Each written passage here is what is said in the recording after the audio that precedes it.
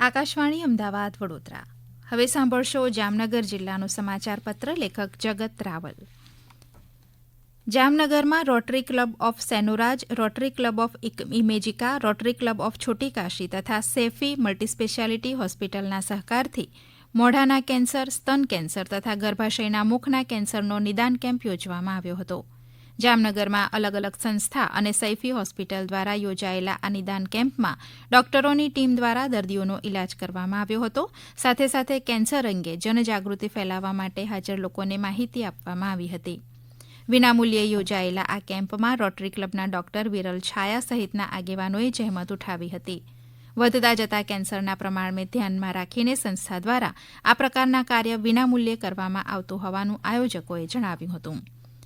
રાજકોટના TRP game ઝોનમાં ભીષણ આગની ઘટના બાદ સમગ્ર રાજ્યના અલગ અલગ જિલ્લાના ગેમ ઝોન બંધ કરવાનો રાજ્ય સરકારે આદેશ આપ્યો છે. તેમજ સ્થાનિક વહીવટીતંત્ર દ્વારા આ ગેમ ઝોનમાં પણ સેફટી અને સલામતીની તપાસ કરવાના આદેશ આપવામાં આવ્યા છે.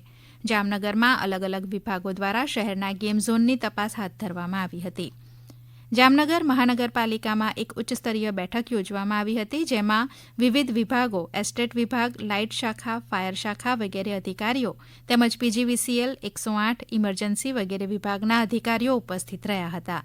બેઠકમાં ચર્ચા વિચારણા બાદ જામનગરના જેસીઆર ગેમ ઝોનમાં વિભાગના અધિકારીઓએ સ્થળ ઉપર જઈને તપાસ હાથ ધરી હતી, જેમાં સેફટી અંગે જરૂરી સૂચનો ગેમ ઝોન માલિકને આપવામાં આવ્યા હતા.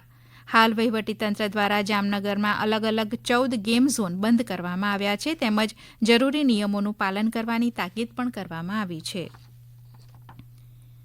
સૌરાષ્ટ્ર કચ્છ સમસ્ત બ્રહ્મ સમાજ જામનગર દ્વારા ભગવાન પરશુરામના જન્મોત્સવ પ્રસંગે વિશાળ શોભાયાત્રા શહેરના મુખ્ય માર્ગો ઉપરથી નીકળી હતી. આ શોભાયાત્રામાં ભાગ લેનાર બાળકોને સતત 15 વર્ષથી સીવી ઠાકર બુકસેલર્સ અને કોર્પોરેટર ડિમ્પલબેન રાવલ દ્વારા પુરસ્કાર અર્પણ કરવામાં આવે છે.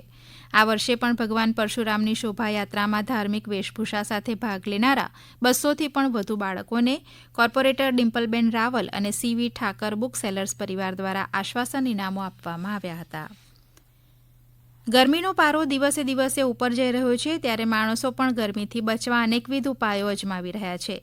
એર કન્ડિશન, બરફ, કુલર વગેરે દ્વારા કાળા માથાનો માનવી ગમે તેમ કરી ગરમીથી બચી જાય છે. જ્યારે જામનગર મહાનગરપાલિકા સંચાલિત રણમલ તળાવ નજીક આવેલા પક્ષીઘરમાં પક્ષીઓને ગરમીથી બચાવવા માટે તમામ પ્રકારની સવલતો ઊભી કરવામાં આવી છે.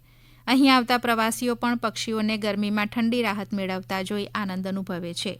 મહાનગરપાલિકાના અધિકારી હિરણભાઈ સોલંકીએ જણાવ્યું હતું કે ગરમી અને લૂ લાગવાથી કોઈપણ પક્ષીનું મોત ન થાય તે માટેની તમામ કાળજી મહાનગરપાલિકા રાખી રહ્યું છે. જામનગરની સગુન ઇન્સ્ટિટ્યૂટ ઓફ નર્સિંગ દ્વારા પત્રકાર મિલનનું આયોજન કરવામાં આવ્યું હતું. તાજેતરમાં ધોરણ 12 વિજ્ઞાન પ્રવાહનું પરિણામ આવ્યા બાદ સગુન ઇન્સ્ટિટ્યૂટ ઓફ નર્સિંગ દ્વારા પત્રકાર પરિષદમાં જણાવાયું હતું કે વિદ્યાર્થીઓ તેઓના ભણતરની સાથે સાથે તેઓના પરિવારને પણ આર્થિક રીતે મદદરૂપ થઈ શકે તેવા હેતુસર સગુન ઇન્સ્ટિટ્યૂટ ઓફ નર્સિંગમાં અલગ અલગ 3 પ્રકારના કોર્સ વિદ્યાર્થીઓને ભણાવવામાં આવે છે. શહેરની મધ્યમાં આવેલી આ ઇન્સ્ટિટ્યૂટમાં બહારથી આવતા વિદ્યાર્થીઓ માટે રહેવાની પણ વ્યવસ્થા કરવામાં આવે છે. સરકાર માન્ય ફીના ધોરણ મુજબ ફી લઈ જે લોકો ભણતરની સાથે કારકિર્દી બનાવવા માંગતા હોય તેઓ માટે સગુન ઇન્સ્ટિટ્યૂટના દ્વાર ખુલ્લા છે તેવું આયોજકોએ જણાવ્યું હતું. રાષ્ટ્ર સેવિકા સમિતિ સૌરાષ્ટ્ર પ્રાંત દ્વારા પ્રવેશ પરીક્ષા વર્ગનું જામનગરમાં આયોજન કરાયું હતું. રણજીતનગર વિસ્તારમાં આવેલા પટેલ સમાજમાં 12મી મેથી 26મી મે સુધી 15 દિવસ માટેનો પ્રવેશ શિક્ષા વર્ગ યોજાયો હતો. જામનગરના લેઉવા પટેલ સમાજમાં સમાપન સમારોહ યોજાયો હતો, જેમાં રાષ્ટ્ર સેવિકા સમિતિના અખિલ ભારતીય બૌદ્ધિક પ્રમુખ ડોક્ટર શરદ રેણુજીનું માર્ગદર્શન પ્રાપ્ત થયું હતું. આ સમારોહમાં ધારાસભ્ય રીવાબા જાડેજા, સંઘના આગેવાનો અને મહિલા અગ્રણીઓ ઉપસ્થિત રહ્યા હતા. આપ સાંભળી રહ્યા હતા જામનગર જિલ્લાનો સમાચાર પત્ર. લેખક જગત રાવલ. પ્રસારણ આકાશવાણીના અમદાવાદ વડોદરા કેન્દ્ર પરથી કરવામાં આવ્યું.